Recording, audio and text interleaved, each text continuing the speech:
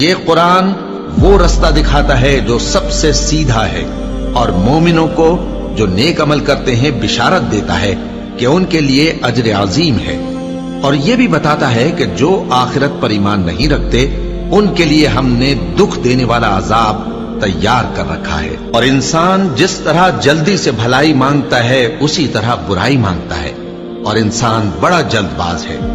اور ہم نے دن اور رات کو دو نشانیاں بنایا ہے، سو رات کی نشانی کو تاریک بنایا اور دن کی نشانی کو روشن، تاکہ تم اپنے پروردگار کا فضل یعنی روزی تلاش کرو اور برسوں کا شمار اور حساب جانو۔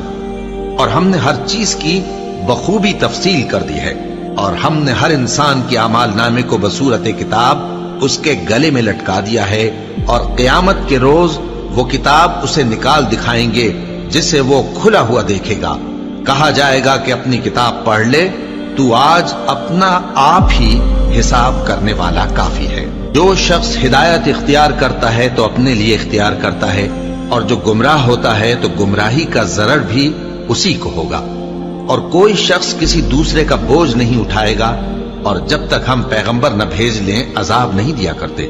اور جب ہمارا ارادہ کسی بستی کے ہلاک کرنے کا ہوا تو وہاں کے آسودہ لوگوں کو فواحش پر مامور کر دیا، تو وہ نافرمانیاں کرتے رہے، پھر اس پر عذاب کا حکم ثابت ہو گیا اور ہم نے اسے ہلاک کر ڈالا۔